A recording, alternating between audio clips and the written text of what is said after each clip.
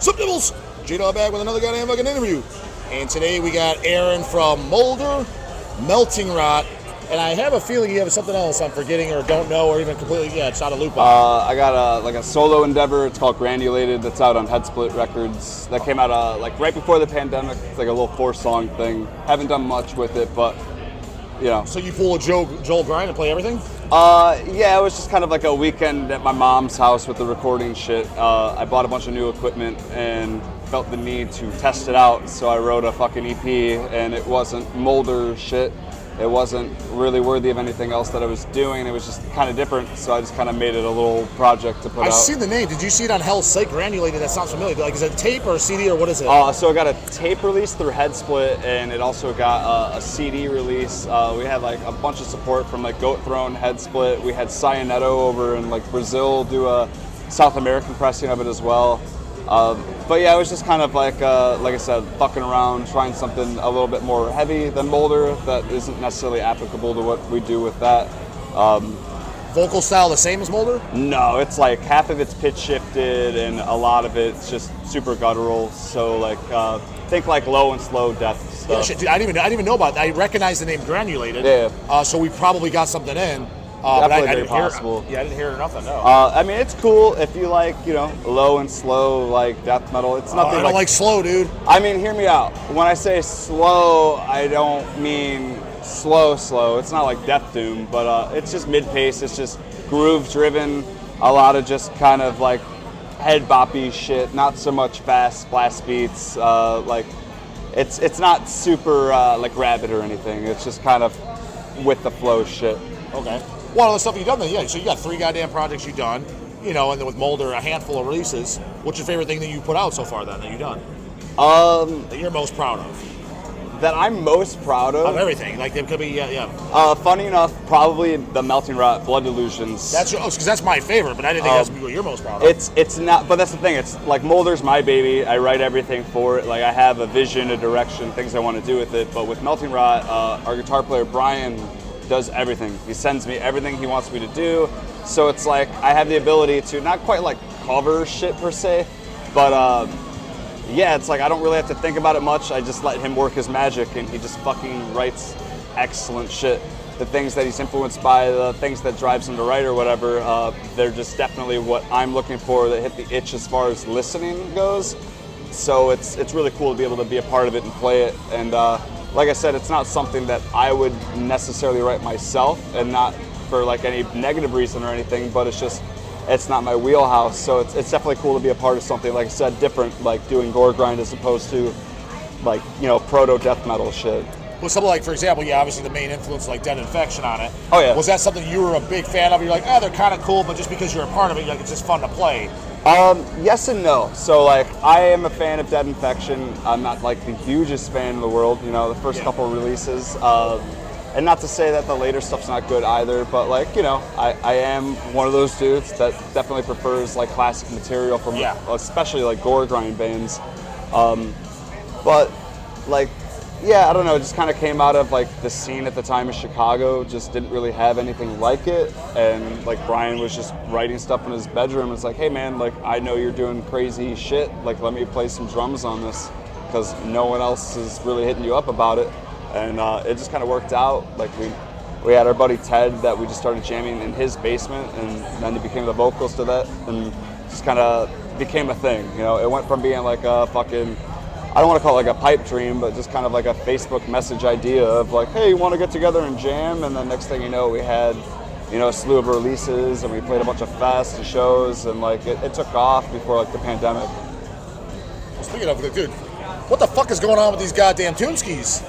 I mean, so we're at full disclosure, we're at Milwaukee Metal Fest, and the in-between band songs are questionable to say the goddamn least. What is your take, Aaron? Is I just a gatekeeper? What the fuck? What is your take? I don't think you're a gatekeeper. I just think they're playing the motherfucking hits tonight, J-Dog. Hits? Yeah, they recognize. I recognize this song, but I don't know the title.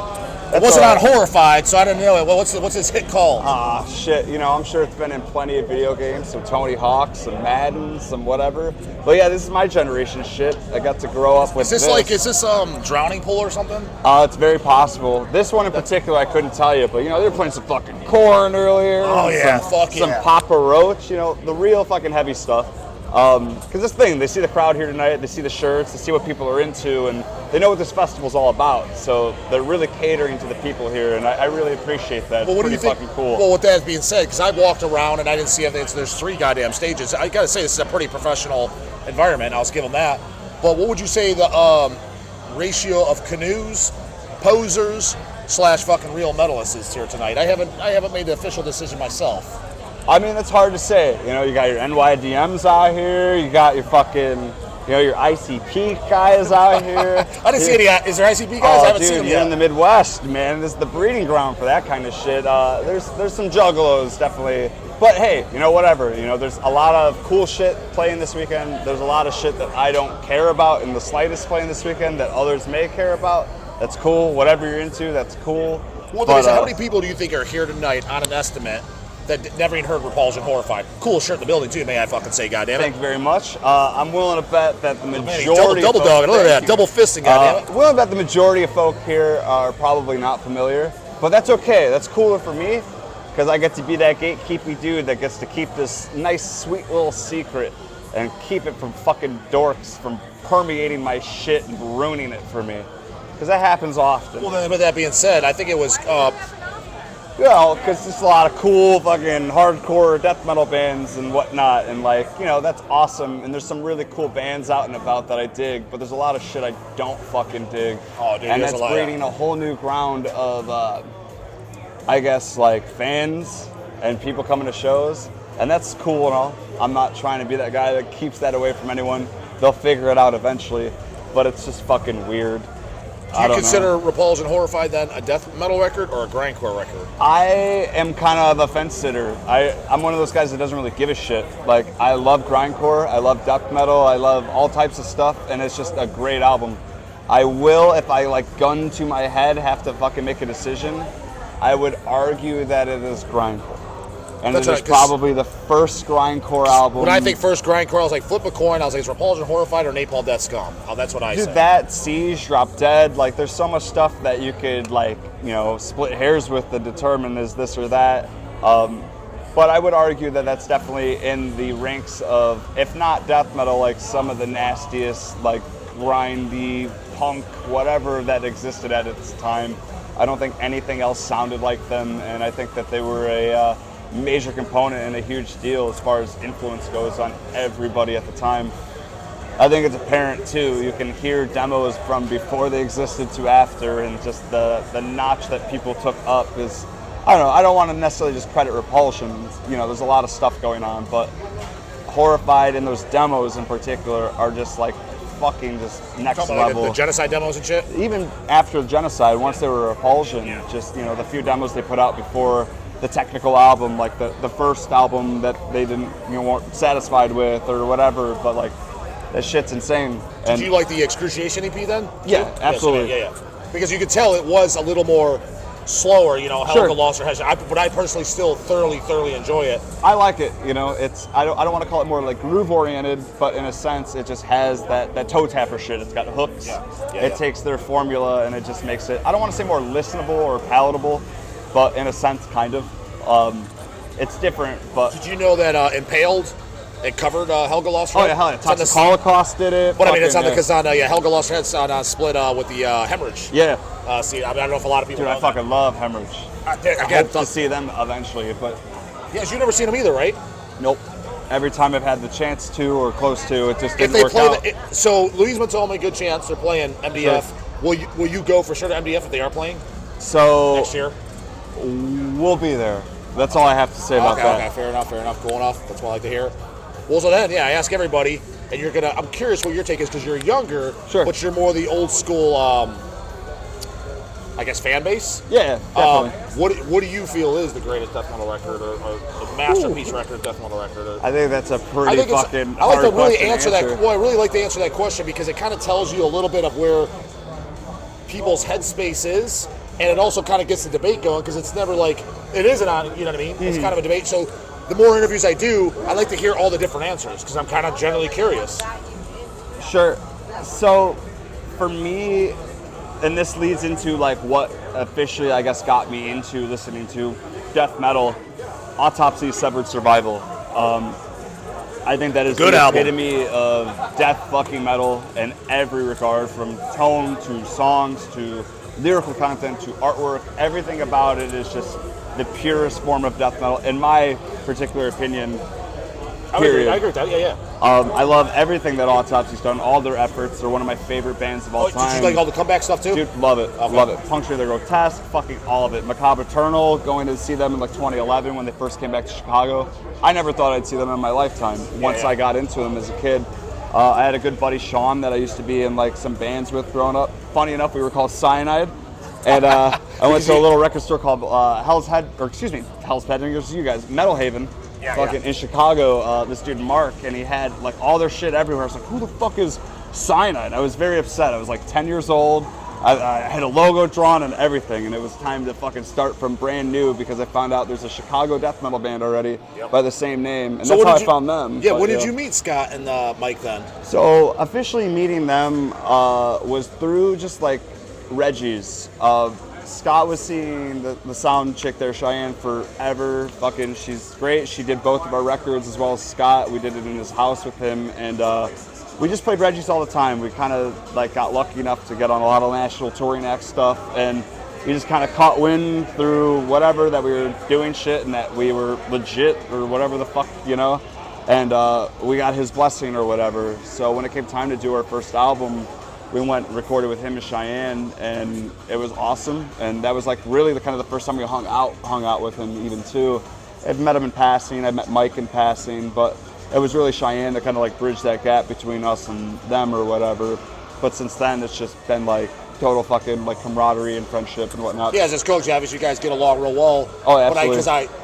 With them, and because they're considerably older than me. Oh yeah. And so they're old like considerably older than you. I grew up around an old crowd. Like my dad was into metal. Everyone that my family is like, you know, were friends with, their kids sucked. People weren't into shit I was into. So it's like I go to family parties, I just kind of hang around, listen to the fucking adults talk.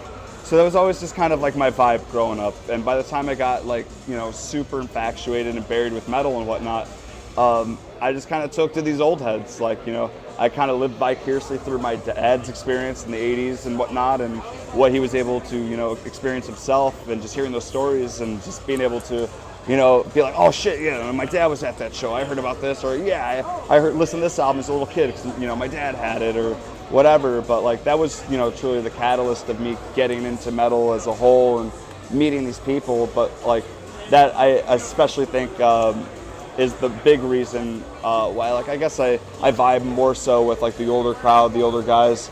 I don't want to say I'm jaded or I'm gatekeepy, but like, dude, I've been going to like legitimate thrash, death metal, like legit shows since I was like 8 years old. I'm only 25, you know, granted that's not a long time, and I'm still young, but I've seen the people come and go, I've seen the bands come and go, I've seen the cycle of metal being cool, not cool in this short period of time.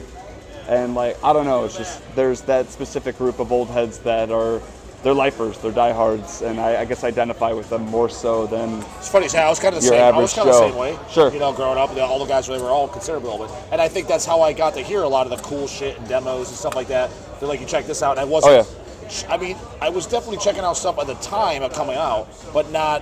I guess I was doing both, to be honest. I mean, same. As like, opposed to, I think that's the reason maybe, and I'm gonna cut them some slack. The kids of today, they're checking what's currently coming out, and when I look back, I can't blame them because I was too. Sure. Again, the first death metal record I heard was Cannibal Corpse Vile. That Nothing was the wrong with current. that. That was the current record. Dude, But with that being said, nothing wrong with what that. the kids of today, what they do, let's say they were listening to Cannibal Corpse Vile, right? That's when they started. They didn't go back. They didn't go back to Death, Leprosy, or Autopsy, Severed Survival, or Possessed Seven Churches, as opposed to I did. And it could be, it's not someone, maybe I wouldn't have either as much if I didn't have that influence of these older guys. Like, well, look, this is where it started. And you're like, oh, shit.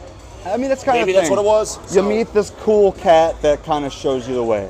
Yeah. And you might meet 6 or 7 of them. You might only know one, but you're gonna, at some point in time, meet this dude that's gonna kind of put you on the the left-hand path, and show you what's like, not necessarily the real deal shit or the cool shit. Like that's, you know, subjective to whoever fucking likes what they like. But you know what I mean? Like everyone kind of finds that group of people, that person, that band, that whatever, that like I said, bridges the gap between liking what I wouldn't necessarily call poser shit, but like entry-level stuff where it's palatable, it's listenable, it's obtainable. You can find it at fucking FYE and whatever. But you know, if you're genuinely into it, which I was, like growing up, I had shit like Slipknot and Disturbed and Mudvayne. That was what metal was in the early noughts. Like the 2000s was sincerely Ozfest, Mayhem Fest. Like that shit was what was king. And when I was very, very young, playing video games, watching movies, whatever pop culture shit, you know, I was impressionable. I started getting into that, and you know, my dad took notice, and he was like, "Hey, so I see you're liking this stuff. Hear me out. This is the ultimate revenge. You should watch this fucking video in the basement. Check this out." And like, that's what I mean. You'll find someone in your life, whether it's a parent, a friend, someone at a show, this, that, the other thing, you could just see a back patch at a show and just be like, I'm gonna look that up when I get home. That looked cool. That's what we did as kids. Yeah. You just see something, and the lyrics, the song titles look sick. I'm buying this. The art looks sick. I'm buying this. Yeah. Like, before the internet was like prevalent, like granted I'm young and I had things like LimeWire and YouTube. When I first started getting into metal, like it really was that. Going to local like mom and pop shops like Metal Haven or like I guess things like Reckless Records in Chicago, and just kind of flipping through shit and just seeing like for fans of this and this and this and that. You know, going through my dad's tapes and just looking at the thanks list and like, all right, he doesn't have this band or this band or this band in his collection. I got to go online now and fucking figure out what the fuck this band sounds like because they've popped up in 20 different fucking J cards. You know what I mean? It's just. What does your dad think of Mulder then, for example? I'm sure he's at least heard it. Like, is he just like, it's cool, but I mean, like. Being a parent aside, he's supportive of it. Like, we play a style of death metal that is, I don't want to call it like proto-death, but it's super thrashy, man. Like, there's hooks, there's still riffs. It's not just blast beats and gutturals. Like, I like dynamics to my vocals. I like character to the music. So that's the kind of shit I'm super into. So, like, everybody's first record, Altars, fucking, you know, Malice and fucking shit, just Slowly We Rot, you know, Suffer Survival, everyone's first record where it's like they're on the brink of being what, you know, is death metal today. But my preference is that weird in between, that like 86 to 89 shit of like Creator just being on Mach 10, Slayer, Halloween, fucking, you know, Dark Angel, just.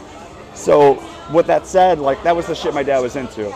You know, growing up, you know, I got to hear things like Seven Churches and Bound by Blood and Halloween and, you know, just quintessential, you know, classic thrash metal records or whatever. But the stuff that he seemed to be more specifically into was definitely on the heavier side. That said, I don't think Mulder's too far removed from the things he was interested in. My dad was not like a death metal dude.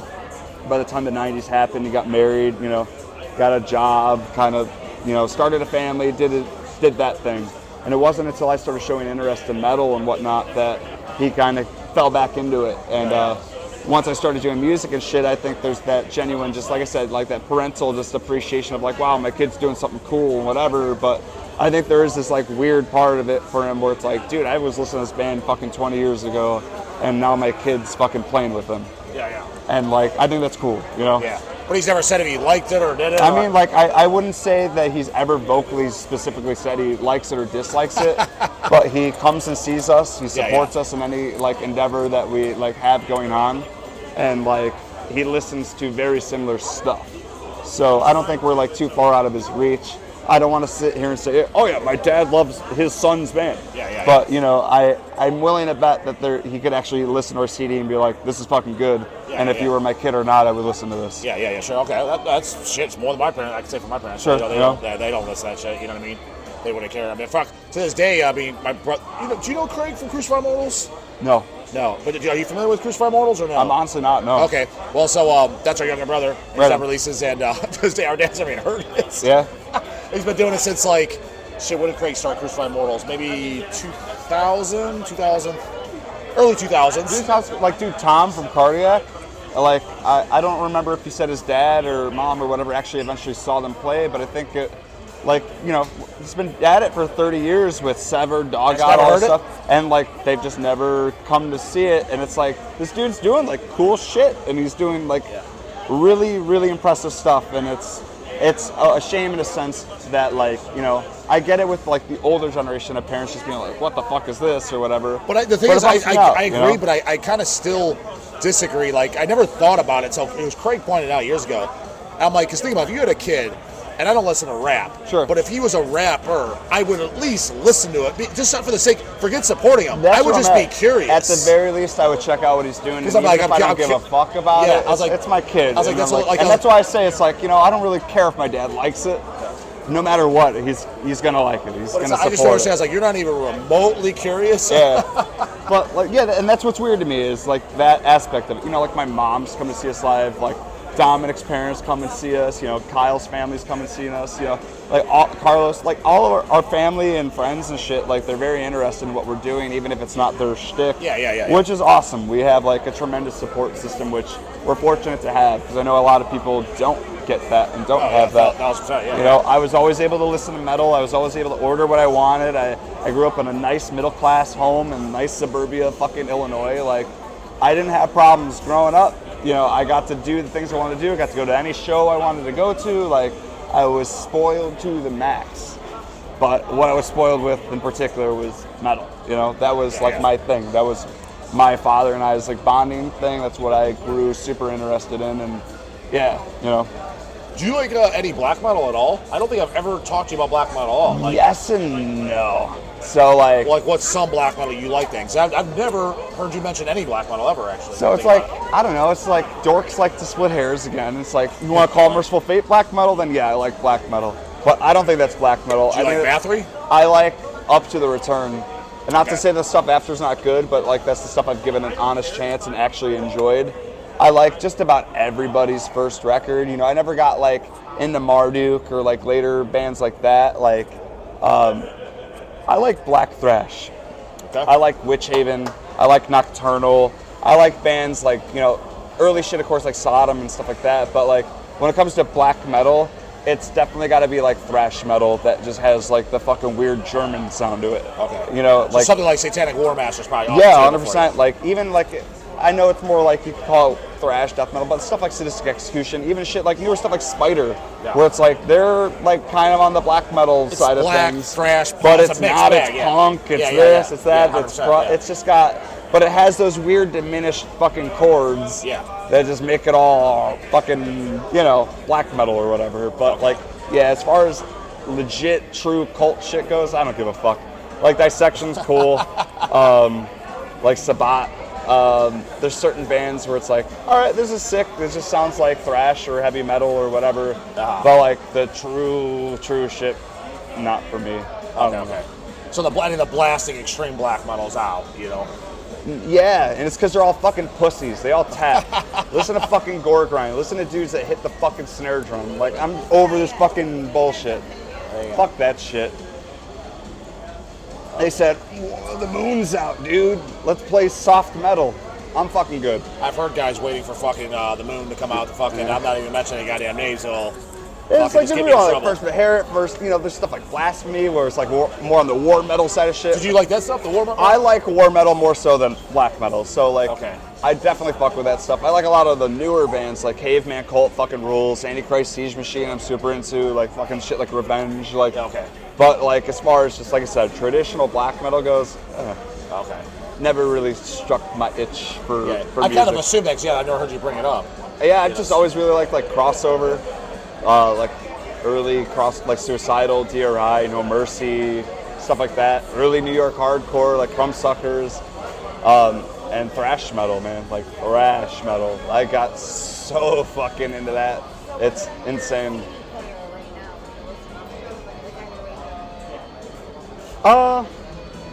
Like as far as like new bands and stuff. Hellcat asked like what kind of new stuff he's listening to, like what would be his actual player, like let's say on the ride to this fucking. Funny enough, I just listened to that Spider record a couple times on the way in because Okay. like I love it. I like Shitfucker a lot. Fucking Dick's cool. Like I've been familiar with his works and Did you like the whatnot. nuke stuff? But yeah, Nuke's cool too. Yeah. But I don't know what it is about Spiders. Like, I listened to the record initially, and when they first came out, not that I was like, this sucks or anything, but I don't know, it didn't do it for me. But I wanted to go see them. They played Cobra Lounge a few years ago in Chicago, or not years, months back, and I bailed like a bitch, and I had work the next day. I was like, I'm gonna be tired, so I didn't end up going, and I honestly immensely regretted it. And you know, I love Midnight, but a huge reason I went to that tour just last week at Reggie's was honestly to go catch Spider finally, and it was worth my while. You know, it was another weeknight show, and I had fucking work the next day, but I wasn't. So this was the first time you seen Spider? Yeah. So would you agree? Because I love the album, but I actually like them better even live. Where I'm at is this. I think fucking Francis is the shit. They play with a fill-in bass player, and not that he didn't like, you know, cut the mustard or anything like that. Well, he was filling this time. The first day, he wasn't always. But that's the thing. It's like I didn't get to see them the, you know, the recording lineup and whatnot. It was still excellent though. But like Francis is fucking awesome. Fucking filling for Coffin Dust. Plays with integrity. He's a good fucking dude.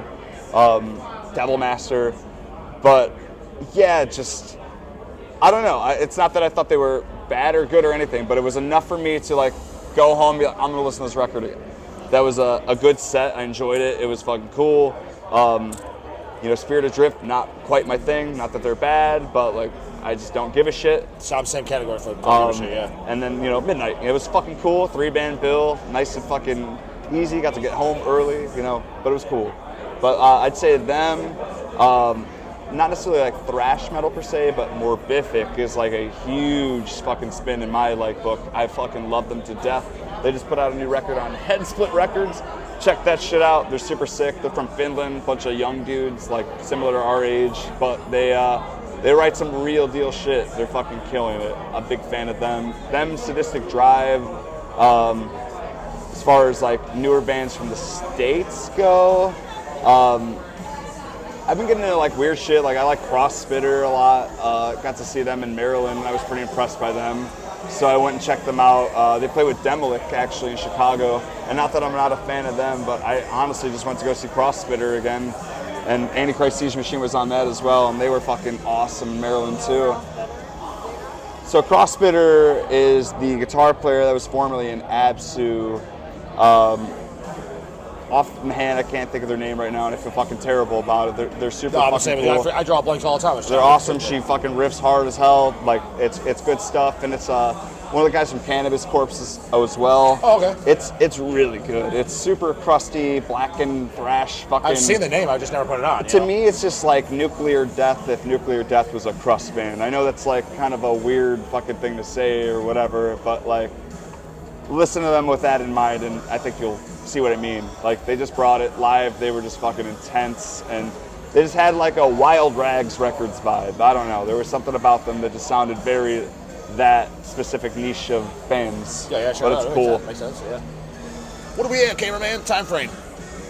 So, well, yeah, we're at the fucking limit here, Aaron. What you got anything you want to add or lead? End off with? I mean, not really. Just want to say thank you for fucking having me. Support Hell's Headbangers. 100%, like one of the best labels, if not the best label to be doing shit in the last like 10 to 20 years. You know, the only label other than Headsplit who just, you know, is taking note from you guys that I get a tracking fucking number within 10 minutes of placing an order. Oh, they don't, you guys are incredible about it. As soon as I place shit. an order, I get tracking, and then Headsplit, same thing. And I even said to him once, I'm like, dude, this is incredible. How do you do it? Like, what makes you? He's like, I've ordered from Hell's Headbangers for so long, I can't not do it. That's what Dylan said? 100%. And it's true. It's the real deal. He's the same way, man. Like, he's got the ethic. He understands. Dude, I try, because, dude, like, think, for example, being in events like this, that's what bothers me the most, is that I'm not there to make sure that the orders go out like that, and it annoys me. I know what you mean. You know what I mean? So it's like being away. It's a blessing, but it's a curse. Sure. You know what I'm saying? You know, you want shit to get done. Yeah, and you dude, want I to try get to done do my right, best, but yeah, shit like this pops up, I was like, well, I gotta go. You know what I mean? Yep. So absolutely. So just do your fucking best, but yeah. So. But yeah, other than that, we'll be in Cleveland later this year. Oh, sweet, yeah. Fucking come hang out. We'll be at No Class. I can't say much about it. You'll see in the upcoming months or whatever. Just check us out on Instagram, Facebook, Spotify, Bandcamp, all that stupid bullshit. We're on the internet, and you should be too. Yeah, check it out, goddammit. Later.